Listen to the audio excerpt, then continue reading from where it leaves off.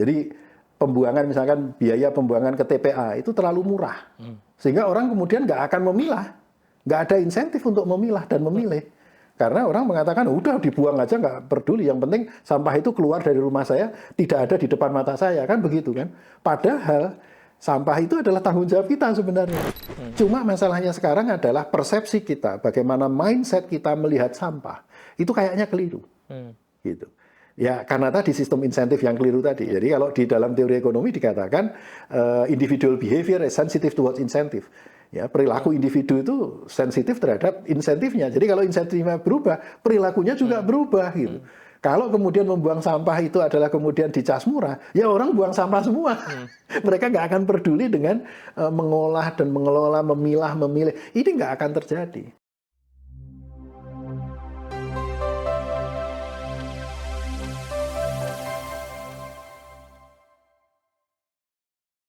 Selamat datang di FEB Talks Ekonomi Sirkular. FEB Talks ini merupakan bagian dari program bidang kajian manajemen logistik dan rantai pasokan MLRP, Departemen Manajemen, Fakultas Ekonomika dan Bisnis Universitas Gadjah Mada. Dalam FEB Talks ini kita akan belajar tentang praktik-praktik ekonomi yang berkelanjutan. FEB Talks ini menampilkan berbagai narasumber ahli, baik akademisi maupun praktisi yang akan memberikan pencerahan tentang apa itu ekonomi sirkular, dan bagaimana kita bisa berkontribusi untuk mewujudkannya.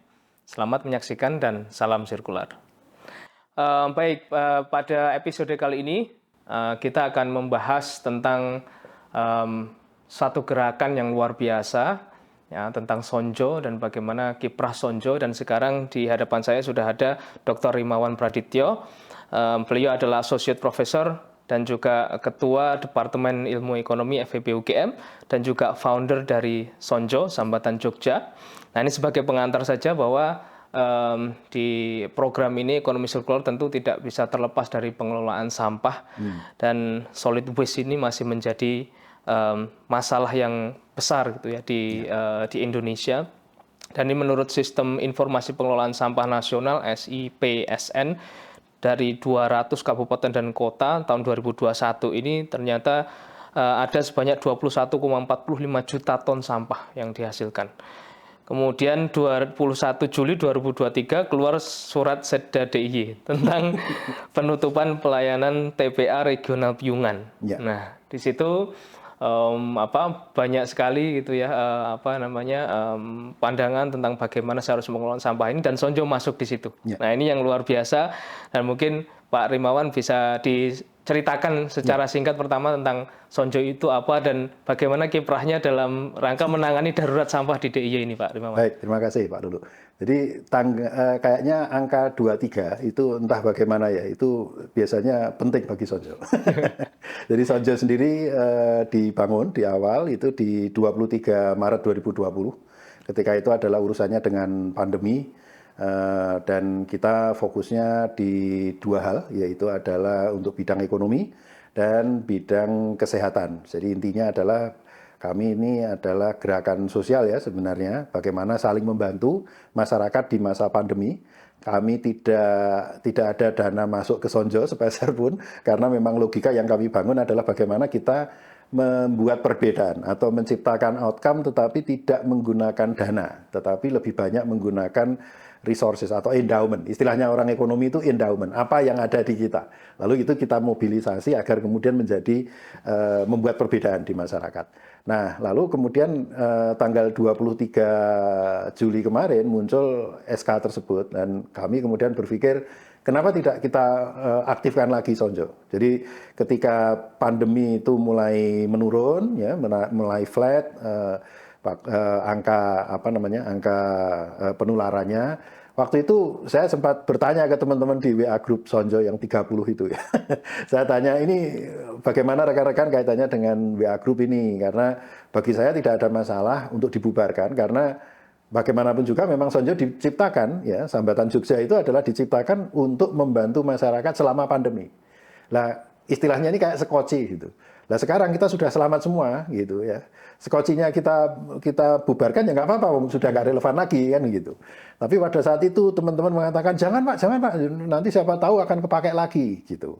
Apalagi ada yang mengatakan kita ini di Jogja ini kan daerah yang rawan bencana. Saya pikir ya benar juga sih gitu ya. Lalu kemudian ya diskusi biasa di Sonjo, kemudian yang tetap di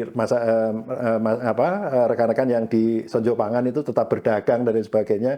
Nah, barulah kita kemudian aktif lagi pada tanggal 23 Juli kemarin. Ya. Baik, terima kasih Pak Arim. Nah, apa yang dilakukan Sonjo Pak untuk menanggapi darurat sampah di DIY ini? Sebenarnya ini hampir sama dengan pandemi ya, yaitu adalah kami mulai dari ketidaktahuan. Saya bukan ahli, jelas saya bukan ahli kesehatan, saya juga bukan ahli sampah gitu ya. Saya cuma tahu bagaimana memobilisasi, memobilisasi kayak yang ada di Sonjo itu, lalu bagaimana menggunakan resources yang ada, dan juga di Sonjo sudah ada rekan-rekan relawan, kemanusiaan itu sudah ada gitu ya. Lalu kita memanfaatkan aja apa yang perlu kita lakukan. Kita harus tahu nih. Jadi mungkin 48 jam pertama itu kita mengundang rekan-rekan untuk bergabung di Sonjo dan di situ diskusi. Jadi kami fokuskan di apa yang disebut dengan Sonjo Tangguh 1.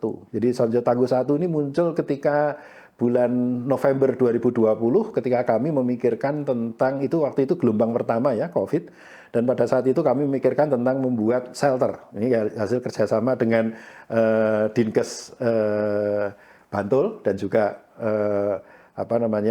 pemerintahan desa di Panggung-Harjo. Ketika itu kami akhirnya membentuk yang namanya shelter rumah sakit Fatmasuri. Nah, disitulah di sana ini banyak sekali sebenarnya, ada dokter, ada nakes, juga ada relawan-relawan ada di situ semua, juga kepala-kepala desa. Itu sebabnya kami fokuskan di situ karena ini masalah ini kan terkena di 3 daerah ya, Bantul, Sleman, dan Kodia ya, atau Kota Yogyakarta. Sehingga disitulah konsentrasi itu ada di Sonjo Tangguh 1. Dan sekarang mungkin sekitar 460 anggotanya, karena WA Group alhamdulillah setelah pandemi itu bisa naik dari 256, saya nggak tahu nih limitnya WA Group itu berapa gitu ya. Tapi itu yang terjadi, kami diskusi, lalu kemudian kami membentuk satu lagi yang namanya PKK Sonjo Uwuh. Nah, ini adalah hasil kerjasama kami dengan rekan-rekan PKK, bagaimana kita berusaha menggerakkan ibu-ibu. Lalu kami juga bekerja sama dengan rekan-rekan rumah sakit, karena banyak rumah sakit tergabung di Sonjo. Tercatat 33 rumah sakit dan puskesmas serta klinik itu berkenan untuk mengikuti program Sonjo terkait pengolahan sampah organik, plus ada lagi 15 pesantren yang masuk di dalam pilot project kami kaitannya dengan pengelolaan sampah organik maupun anorganik. Baik, terima kasih Pak Arim. Nah, ini kan menarik ya, karena selama ini kita melihat pengelolaan sampah itu menjadi tanggung jawab pemerintah. Yeah. Kemudian tentu masyarakat juga tidak terbiasa untuk mengolah sampah sendiri. Betul. Nah, menurut Pak Rimawan, karena ini luar biasa ya, menggerakkan sekian ratus orang itu, kemudian pastinya juga dari 460 anggota itu kan punya jaringan masing-masing di rumah tangga maupun di society di sekitarnya. Nah, menurut Pak Rimawan dari perspektif Sonjo, bagaimana sih sebenarnya peran masyarakat ini ya untuk kemudian membantu mengelola sampah ini, Pak? Jadi yang kami lakukan di 2 hari pertama itu adalah ngobrol dengan banyak orang, termasuk beberapa peneliti yang terkait dengan sampah. Ada juga rekan ekonom yang sedang melakukan riset, dan saya tanya kemudian bagaimana sih kebijakannya sebenarnya begitu. Setelah kami pelajari, kemudian kami balik lagi seperti halnya Sonjo Jilid 1 gitu, katakanlah ini Sonjo Jilid 2 gitu ya. Sonjo Jilid 1 itu kita kembali lagi menggunakan teori ekonomi untuk kemudian melihat suatu permasalahan. Di sini juga balik lagi. Kalau di teori ekonomi ini kan sampah itu kan disebut eksternalitas ya. Hasil dari kegiatan ekonomi kita, baik konsumsi atau produksi, pasti akan menciptakan baik produk atau menciptakan sampah. Nah, artinya kalau konsumsi dan produksinya naik, ya berarti sampahnya pasti akan naik kan gitu kan. Nah, itu konsekuensi. Nah, lalu pertanyaan berikutnya adalah, lah kalau kayak begitu bagaimana? Ya, produsen sampah, yaitu adalah kita-kita ini, semakin kita memproduksi sampah, biasanya semakin sejahtera. Nggak ada kalau orang memproduksi sampah kok semakin kurang sejahtera, tidak ada. Sehingga harusnya siapa yang membuang sampah, dialah yang bertanggung jawab. Nah, ternyata kebijakan yang ada sekarang tidak seperti itu, kebijakan pemerintah. Jadi pembuangan, misalkan biaya pembuangan ke TPA itu terlalu murah, sehingga orang kemudian nggak akan memilah, nggak ada insentif untuk memilah dan memilih. Karena orang mengatakan, udah dibuang aja, nggak peduli. Yang penting sampah itu keluar dari rumah saya, tidak ada di depan mata saya, kan begitu kan. Padahal sampah itu adalah tanggung jawab kita sebenarnya. Bahkan di Undang-Undang 18 tahun 2008 itu sudah jelas kewajiban kita sebagai warga negara itu adalah memilah dan memilih sampah serta memprosesnya. Itu jelas, aturannya sudah jelas. Nah, ini kita ingin kembalikan lagi bahwa istilahnya kami adalah membuat tagline namanya ngunduh. Jadi siapa yang nguwuh itu kan berarti membuat sampah ya. Ya berarti ngunduh dia gitu. Kalau pinter mengolahnya itu bisa jadi uang gitu ya. Tapi kalau nggak pinter mengolahnya, ya jangan komplain kalau kemudian diminta membayar lebih mahal untuk pemrosesannya kan gitu. Nah itu, jadi kita kembalikan lagi. Jadi istilahnya mungkin bisa dikatakan nguwuh sembada ya, sembodo ya, nguwuh sembodo. Jadi kalau kita itu memproduksi sampah, ya kita harus sembada. Dalam arti ini kita harus bertanggung jawab gitu terhadap sampah itu. Istilahnya dalam bahasa teknis itu adalah internalisasi eksternalitas. Gitu. Yeah. Baik, menarik sekali Pak Rim. Nah, tadi kan berbicara tentang beberapa program yang termasuk kerjasama dengan pondok pesantren dan lain sebagainya, Pak. Inisiatif apa yang dalam waktu dekat ini diprioritaskan Pak dari Sonjo? Ya, jadi kami melihat begini ya, ada dua hal. Kalau kita bandingkan dengan pandemi dulu barangnya itu, penyakitnya itu apa, kita nggak tahu, kan gitu kan. Intervensinya apa, kita juga nggak tahu gitu. Yang kita lihat waktu itu kita tahu dampaknya kepada masyarakat, kita tahu. Sampah ini beda. Sampah ini, teknologi terkait dengan sampah itu sudah banyak. Mau yang organik, mau yang anorganik, bahkan ada yang residu pun itu pengolahannya sudah jelas, itu sudah ada, tekniknya sudah ada. Gitu. Dan yang menarik adalah teknologi ini sebenarnya bukan teknologi yang rocket science gitu ya, yang sangat sulit dan mahal. Enggak, bahkan sangat murah sekali. Cuma masalahnya sekarang adalah persepsi kita, bagaimana mindset kita melihat sampah, itu kayaknya keliru. Gitu. Ya, karena tadi sistem insentif yang keliru tadi. Jadi kalau di dalam teori ekonomi dikatakan individual behavior is sensitive towards incentive. Ya, perilaku individu itu sensitif terhadap insentifnya. Jadi kalau insentifnya berubah, perilakunya juga berubah gitu.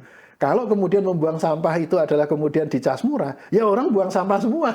Mereka nggak akan peduli dengan mengolah dan mengelola, memilah, memilih. Ini nggak akan terjadi. Tetapi kalau itu dikembalikan lagi ke kita sesuai dengan undang-undang, saya bicara undang-undang ya, sesuai dengan undang-undang, amanah undang-undang, maka sebenarnya atau seharusnya kita itu yang kemudian bertanggung jawab untuk memilah dan memilih. Sehingga fokus kami adalah, kami melihatnya begini, 80% masalah sampah itu adalah masalah perspektif, masalah masalah mindset. Nah, pertanyaannya adalah kita fokuskan ke 80% ini untuk mengubah mindset. Gitu. Nah, itu bisa melalui dua jalur. Yang pertama adalah kita mulai dulu dari yang anorganik ya, karena yang anorganik ini bisa di-recycle, bisa jadi uang ya. Bisa bahkan PT Pegadaian kalau tidak salah itu punya program yang namanya nabung emas dengan sampah misalkan kayak gitu. Ini menarik ini untuk didalami. Juga banyak lembaga-lembaga yang kemudian bisa mengumpulkan sampah kita dari rumah, lalu mereka akan mengganti dengan uang atau membelinya ya. Dan di sini juga sudah ada rekan-rekan yang aktif di bank sampah, bahkan ada yang sodako sampah. Nah ini kan menarik ini. Banyak hal yang bisa kita lakukan. Dari situ kemudian kita akan dorong bagaimana memilah dan memilih dan juga mengolah sampah itu untuk yang organik. Karena yang organik ini sekitar 50-60% proporsinya. Kalau ini kena, wah ini banyak hal yang sebenarnya beban dari pengelolaan sampah itu jauh lebih rendah. Jadi bisa turun mungkin sekitar 80%, 75-80. Ini yang kita fokuskan di situ. Baik Pak Rim. Terkait dengan sustainability Pak dari gerakan ini, terutama dalam mengatasi darurat sampah. Kemarin sempat membaca di berita Piungan dibuka lagi untuk kota. Kemudian sekarang sedang dikembangkan di Taman Martani itu adalah TPA baru, begitu Pak. Nah, kira-kira Pak, apakah kemudian behavior masyarakat yang sebenarnya kan momentum ya Pak? Ya, ini momentum untuk berubah. Tetapi dengan itu kemudian dibuka lagi, apakah ada strategi tertentu Pak dari tim Sonjo ataupun mungkin dari pandangan Pak Rim? Ya. Gini, jadi kalau dari kami ya, itu berpikirnya begini, ada lontaran juga dari rekan-rekan Sonjo, ini yang menarik ya. Bisa nggak sih kita itu hidup tanpa TPA? Nah ini kan menarik ini. Ini hal yang menarik. Dan itu teman-teman yang menarik. Saya juga mikir juga benar ya. Kira-kira bisa nggak ya? Gitu. Nah yang menarik kemudian adalah orang akan banyak mengatakan, oh coba kita belajar ke Banyumas. Banyumas bisa. Nah, kita tanya juga, Banyumas dulu belajarnya di mana? Dulu Banyumas itu belajarnya di Malang. Malang juga bisa ternyata. Nah, pertanyaannya adalah kalau kemudian Malang bisa, Banyumas bisa, kenapa kita tidak bisa? Kan gitu. Itu satu. Yang kedua adalah pembukaan TPA itu hanya masalah waktu saja, itu pasti akan penuh. Sehingga pertanyaannya kemudian adalah apakah membuka TPA itu sustainable atau tidak? Kayaknya kalau menurut analisis kami kayaknya tidak sustainable. Nah, kalau kita mencari yang sustainable, ya harusnya itu hanya selesai di TPST aja. Nah, kalau itu yang terjadi, mengapa kita mungkin dari gerakan kami di Sonjo, kami batasi bagaimana kalau kemudian skenarionya adalah bagaimana kita fokus kepada upaya agar sampah itu selesai di TPST. Nah, itu. Jadi tidak di TPA. Nah, ini yang kemudian kita coba kira-kira mampu nggak kita mimpi bersama gitu ya. Ini kan istilahnya kan perubahan mindset ini kan juga kayak mimpi bersama kan. Kalau kita mimpi bersama, saya yakin mimpi satu orang ya nggak akan selesai. Tapi kalau semua orang mimpi, itu kemudian mimpi apalagi mimpinya yang sama, itu jadi realitas gitu. Nah, kita coba dorong ke situ gitu. Ya, baik. Menarik sekali Pak Rim. Ini kan menarik ya, kalau Sonjo itu kan sejak awal saya mengikuti Pak Rim dan Sonjo itu kan selalu prinsipnya itu yang penting tiap hari itu ada yang dilakukan gitu ya, incremental changes Incremental ya, Pak, change, ya. Yang menarik itu. Nah, ini kaitannya dengan ini Pak, karena kan di beberapa hal itu perubahan besar itu juga perlu didukung oleh regulator ya Pak, dalam ini pemerintah. Menurut Pak Rim sendiri, apa kira-kira yang diharapkan dari pemerintah, terutama di kondisi sekarang ini Pak, untuk penanganan sampah ini? Nah, seringkali yang terjadi di Indonesia ini, kita, mohon maaf nih ya, ini otokritik juga ya. Kita di masyarakat itu sering menyerahkan segalanya itu kepada pemerintah. Gitu. Nah, sekarang kita kembali lagi, kayak zaman pandemi dulu. Kenapa kita tidak gerak dulu? Gitu. Jadi sebelum kita minta pemerintah untuk melakukan A, B, C, D, E, mari kita gerak dulu deh, gitu kan. Kita gerak dulu, kita buat perbedaan. Di situ kemudian kita kayak memiliki daya tawar sebenarnya. Ya, daya tawar, kita memiliki daya persuasi juga. Karena akan muncul pertanyaan begini, dari awal kan, dari sejak Sonjo berada itu kan tidak pernah ada dana di situ. Nggak ada, Sonjo nggak punya dana. Sekarang aja ada, kami punya dana tapi gara-gara menang menang award kan gitu. Menang awardnya itu ya udah itu dijadikan dana Sonjo gitu. Tapi selain itu kan nggak ada gitu. Sehingga kemudian kita berpikir bahwa kalau kita bisa mengelola sumber daya ini tadi, kita memutar sumber daya ini, memobilisasi endowment itu tadi, resources itu tadi, dan kemudian kita bisa membuat perbedaan di lapangan, maka pasti ini akan membawa dampak yang besar, tidak saja kepada sesama anggota masyarakat, tetapi juga kepada pemerintah. Karena kan ada pertanyaan, loh itu tuh nggak pakai dana loh. Kan begitu ya. Mengapa ini kemudian kita gunakan? Karena sebenarnya sudah lama saya tuh selalu komplain dan selalu concern dengan selalu memberikan masukan, bisa nggak sih kita itu menghilangkan yang namanya KPI penyerapan anggaran? Karena bagi saya penyerapan anggaran itu gimana? Nggak perlu, itu adalah indikator kok input gitu. Anggaran itu kan input. Terus kita kemudian kalau menyerap anggaran besar, itu kemudian kayak hebat, ya kan? Padahal itu kan orang menghambur-hamburkan duit, ya kan? Nggak ada kemudian kok kalau kita nyerap uangnya banyak, kemudian outcome-nya pasti terjadi, nggak ada teorinya, kan gitu kan? Nah ini yang kita kembangkan, kita mencoba sekarang sama seperti ketika pandemi, kita bisa membuat perbedaan tanpa uang. Nah sekarang kalau ini terjadi lagi, kan ada pertanyaan kemudian, loh yang Sonjo aja tanpa duit bisa? Masa sih kementerian lembaga ataupun juga pemerintah daerah yang ada dananya nggak bisa? Gitu. Nah, ini kita coba.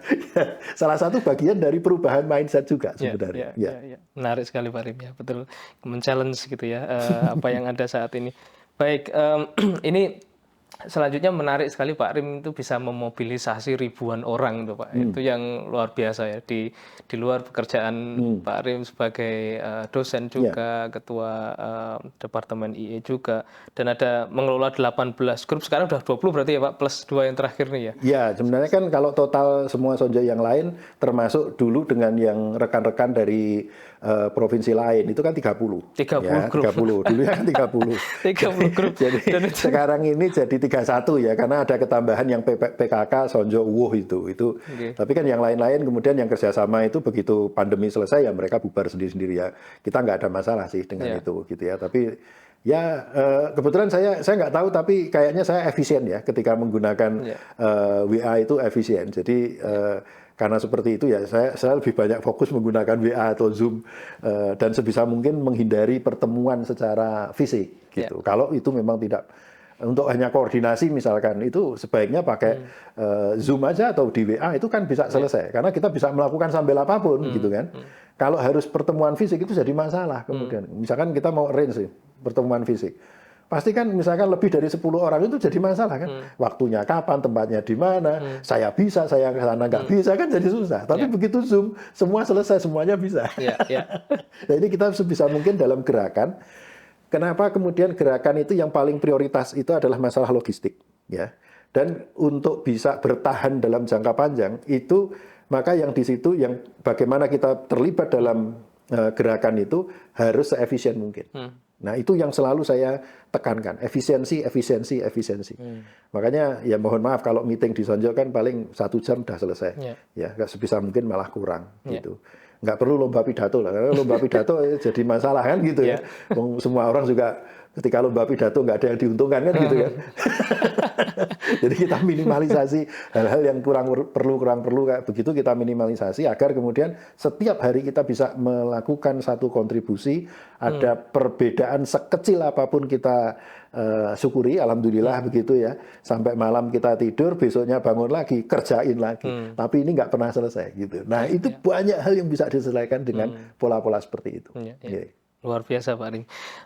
Dari 30 grup itu ya, kan banyak sekali yang terlibat di sana ya. Bahkan sempat kita tulis juga bahwa banyak stakeholders yang terlibat dari entrepreneurs, kemudian ada pejabat juga, kemudian ada akademisi, ada mahasiswa dan seterusnya.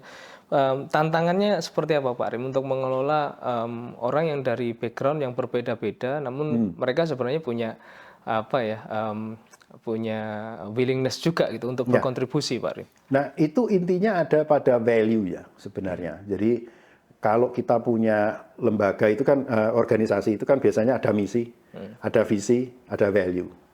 Kalau Sonjo nggak punya visi memang. Jadi Sonjo itu cuma punya misi aja, tapi nggak punya visi. Kenapa? Karena muncul di saat darurat. Jadi visinya apa ya? Visinya jelas semua orang survive gitu aja. Gitu.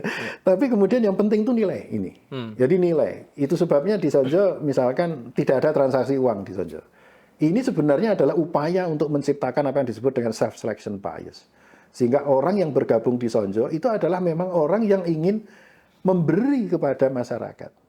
Bukan orang yang mengharapkan sesuatu gitu.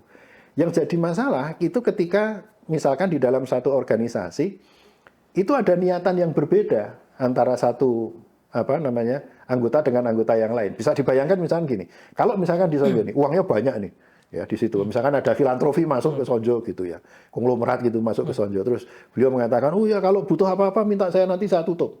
Itu masalah itu nanti.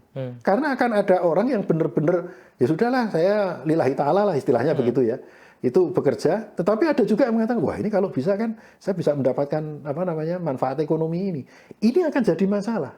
Tetapi kalau kita sekarang satukan bahwa ini adalah gerakan ini adalah gerakan yang muncul karena adanya darurat, kita saling membantu, dan siapa keuntungan atau manfaat siapa yang akan mendapatkan? Ya semua masyarakat gitu.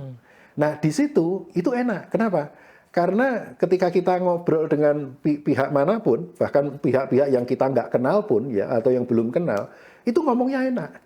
Ya kalau saya WA modelnya gimana? Ya sok kenal sok dekat aja. Saya hanya mengatakan mohon maaf Pak ini Rimawan, perkenalkan saya dapat HP-nya Bapak dari Pak X misalkan ya. Terus kemudian saya katakan saya dari FEB UGM dan Sonjo. Udah selesai dari situ. Terus kemudian saya akan mengatakan, mohon maaf ini apakah berkenan begini. Nah, jadi dan biasanya orang tidak menolak. Kenapa? Karena memang di situ yang kita usulkan itu nggak ada kepentingan pribadi dari saya pribadi ataupun rekan-rekan yang ada di Sonjo itu akan mendapatkan keuntungan pribadi. Nggak ada. Semuanya adalah untuk masyarakat. Semuanya untuk tolong menolong dan lain sebagainya. Jadi misalkan ada kontributor materi dan lain sebagainya kita minta itu dengan senang hati. Ya. Kami juga punya tim media yang bahkan di sana ada beberapa rekan yang profesional sebenarnya. Awalnya saya mengatakan ya sudah kita buat video ya pembelajaran atau untuk diseminasi. Kita pakai kita minta untuk pakai HP gitu. Terus beliau bilang, "Loh, kok pakai HP? Nggak usah, Pak. Nanti saya datang bawa kamera saya." Loh, ini hal yang kita nggak berharap sebenarnya ya. Tapi sampai ke arah seperti itu. Karena tahu bahwa yang namanya video nanti ya bukan untuk keuntungan saya, bukan untuk keuntungan teman-teman di Sonjo, tapi ini dipakai untuk semua orang yang ada di Jogja, gitu. Baik. Menarik Pak Rim. Untuk ini Pak, orang-orang di luar sana ya, di luar Sonjo, di luar Jogja gitu ya, yang ingin mereplikasi gerakan ini. Saya tahu ada beberapa yang sudah mencoba untuk mereplikasi gerakan ini dan karena memang dampaknya yang luar biasa Pak. Kira-kira apa saran untuk teman-teman di luar sana Pak agar dampak ini terjadi secara masif gitu di Indonesia misalnya ada hal-hal serupa. Nah, jadi kan begini ya polanya. Kalau kita lihat masalah sampah ini. Sampah ini tidak melulu masalah Jogja sebenarnya. Ya. Awalnya kan kita waduh di Jogja ini TPA ditutup nih. Tapi ketika teman-teman saya buka kemungkinannya teman-teman bergabung di Sonjo Tangguh, ada teman dari Bekasi, ada teman dari Tangerang. Mereka komplain hal yang sama. Di tempat kami juga seperti ini dan sebagainya. Jadi di situ saya belajar bahwa jangan-jangan masalah ini sebenarnya secara mayoritas itu tersebar di banyak daerah juga sebenarnya. Meskipun belum terjadi penutupan seperti yang ada di TPA Piungan gitu ya. Jadi hanya masalah waktu sebenarnya. Nah, ini kan sebenarnya mereka bisa melihat, bisa belajar dari mekanisme yang ada di Sonjo, tapi yang paling penting di sini adalah perlu ada orang atau sekelompok orang yang memang berdedikasi untuk itu. Dan day in, day out itu memastikan WA group jalan dan lain sebagainya. Dan setiap hari itu perlu ada memastikan bahwa terjadi perubahan sekecil apapun, ya, bahwa ini terus dilakukan. Nah, seringkali yang jadi masalah adalah orang kemudian, saya masih ingat ketika di zaman awal pandemi dulu, ada yang nawari, "Mas, kenapa nggak membuat kayak begini di Jakarta?" Saya langsung bilang, saya tidak tahu, saya tidak pernah hidup tinggal lama di Jakarta. Kalau mau menggerakkan seperti itu, tentunya adalah orang yang paham tentang kultur Jakarta dan masyarakatnya. Jadi, kalau sekarang kan pendekatannya seringkali begini ya, kita misalnya punya masalah kayak begini, masalah sampah gitu ya. Nah, kita punya sampah. Lalu pendekatannya seringkali kan kita mendekati dengan struktural ya, kebijakan gitu. Lalu kemudian masuk ke kultural, habit dari masyarakat. Kalau di Sonjo kan dibalik, kita mulai dari kultural dulu. Ya. Barulah kemudian harapannya ini akan mengajak yang struktural itu kemudian untuk masuk ke sini kan gitu. Nah, itulah sebabnya misalkan kata-kata Sonjo sendiri adalah sambatan Jogja. Banyak istilah yang ada di Sonjo itu kalau di dalam WA grupnya istilahnya istilah Jawa. Kenapa? Karena itu adalah karena kita tinggal di DIY. Sehingga value ataupun juga nilai-nilai ataupun juga masalah kebudayaan itu benar-benar kita touch di situ. Sehingga ketika orang itu mengatakan, "Pak, saya dari Sonjo." Sonjo itu apa? Atau Sonjo itu apa? Saya mengatakan sambatan Jogja. Semua orang tahu bahwa yang namanya konsep sambatan di Jawa itu ya gotong royong, nggak ada orang sambatan dibayar kan gitu. Nah, ini yang secara kultural itu kita bangun. Jadi pendekatan kami bukan dari struktural ke kultural, kami memulai dari kultural dulu itu masuk ke struktural. Wah, kami balik, ya. Luar biasa Pak Rim. Baik, terakhir Pak Rim, apa harapan Pak Rim untuk Sonjo ke depan? Gitu? Dari harapan saya agak berubah ya. Kalau dulu ketika pandemi itu saya melihatnya skoci aja sih. Gitu. Namanya skoci kalau setelah misalkan ada kondisi emergensi ya kita pakai, emergensinya selesai, ya sudah skocinya dibuang kan begitu. Sekarang saya berpikir kalau begitu sekarang Sonjo ini bisa dipakai untuk berbagai kegiatan hal-hal untuk tanggap darurat. di DIY. Kita juga seperti asupan dari rekan-rekan ya, bahwa kita ini pernah terkena gempa Jogja misalkan 2006, kemudian letusan Gunung Merapi tahun 2010. Nah, kita itu kan apa namanya, kita yang tinggal di Jogja ini kan kawasan rawan bencana sebenarnya. Jadi ya kalau menurut kami ya kita pertahankan aja Sonjo seperti ini. Sonjo mungkin tidak akan banyak berguna ketika di masa-masa stabil gitu ya. Tapi ketika darurat, kemudian ini bisa digunakan untuk media untuk saling berkoordinasi, saling membantu. Gitu. Terima kasih Pak Rimoman, luar Terima biasa kasih. sekali insight-nya. Sama-sama. Demikian episode FEB Talks Ekonomi Sirkular kali ini. Semoga bermanfaat untuk kita semua. Saatnya kita bertransformasi menuju ekonomi yang berkelanjutan dan saatnya kita memikirkan keberlanjutan bumi di mana kita berpijak dan mencari penghidupan. Saya yakin Sonjo juga senada values-nya dengan ini. Terima kasih sekali lagi. Salam sirkular.